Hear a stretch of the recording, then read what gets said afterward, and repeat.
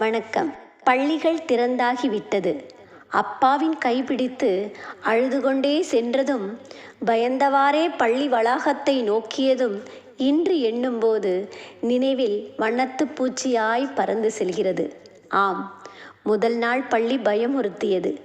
இன்று எண்ணும்போது சுகமாக உள்ளது.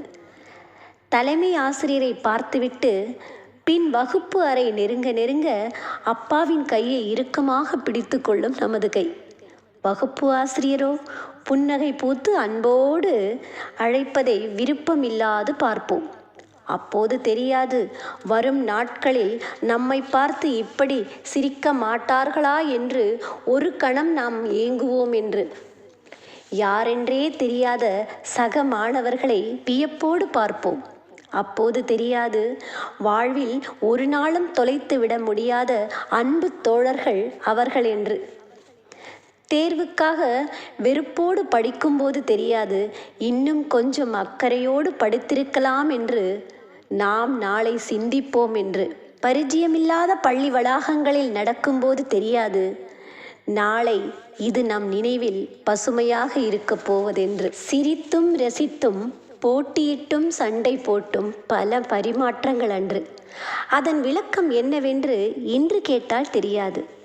வாழ்வில் ஒவ்வொரு தருணத்திலும் மீண்டும் ஒரு முறை அந்த நாள் வாராதா என்று நம்மை ஏங்க வைக்கும் ஒரே இடம் நம் பள்ளியும் நம் பள்ளி பருவங்களும். அக்காலத்தில் எத்தனை வகுப்புகள் மாறினாலும் சீருடை வண்ணம் வெள்ளை நீலம் மட்டுமே. ஆனால் இன்றோ ஒவ்வொரு வருடமும் பாடப்புத்தகம் மாறுகின்றனவோ இல்லையோ, சீருடைகள் பல பல வண்ணம் கொண்டு அண்டைய நாட்டு கலாச்சார முறையில் தைத்து தரப்படுகிறது. அடித்தும் அணைத்தும் நம் அறியாமை போக்கி அம்மையப்பனை போல் அரவணைத்து அன்பு செலுத்திய ஆசிரியர்கள் இன்றுள்ள மாணவர்களுக்கு அவர்கள் ஆச்சரிய கதைகள் மட்டுமே.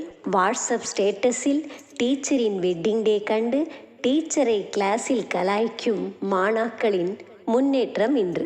பள்ளி தொலைபேசி எண்ணை பிளாக்கில் போட்டு தேர்வுக்கு லீவை போடும் இக்கால மாணவர்களின் அறிவியல் கண்டுபிடிப்பு. ஆனால் ஒன்று, இவர்களின் புதிய பாணியில் அரங்கேறிய நல்லதொரு விஷயம் உண்டு. பழைய மாணவர்களின் புதிய சந்திப்பு.